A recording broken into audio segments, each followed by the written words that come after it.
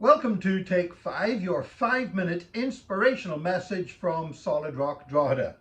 On this day, 22 years ago, on the 12th of February 2000, Charles Schulz died of cancer.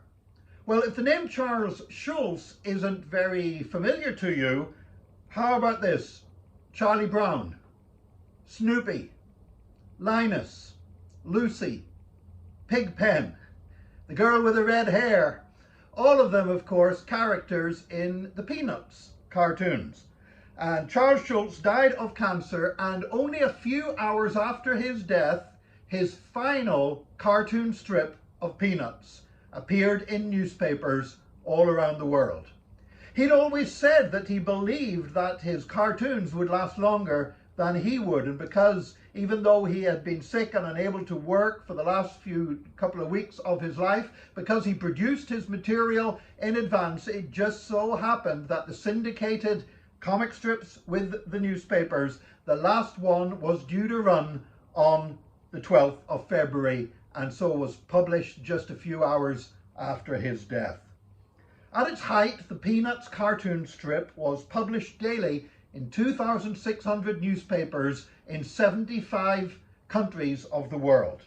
They brought in a turnover of approximately $1 billion a year, just in those little cartoon strips about Charlie Brown and his friends. Now, Charles Schulz had, when he was at school, he began drawing cartoons, and his school newspaper rejected them as not being good enough, leading him to think that maybe there wasn't any future in drawing for him. How wrong he was. He went off to war in the closing days of the Second World War. He was a machine gunner, but he was only called to shoot his machine gun once. And on that occasion, he forgot to load it, so it didn't work. And the German soldier he was supposed to be firing at surrendered anyway, so no harm was done.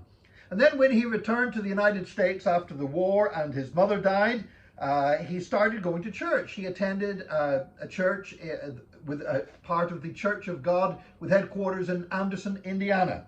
And he taught Sunday school in the church. Now, Charles Schulz was not, I'm not lifting him up as a Christian hero.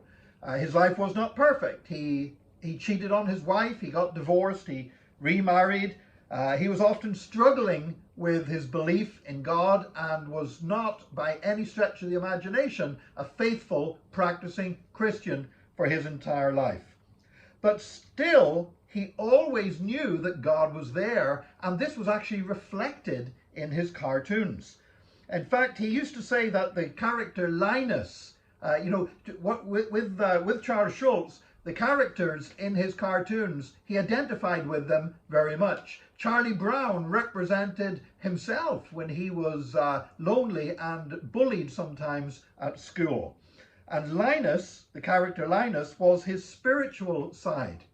And that's why whenever Peanuts produced a very famous Christmas special cartoon, that Linus ended up reading from the King James Bible, the Christmas story from Luke chapter 2. And at that time, the television executives, they really kicked back against this. CBS, they said, no, we can't have that. That's like preaching to people on TV. We can't do that.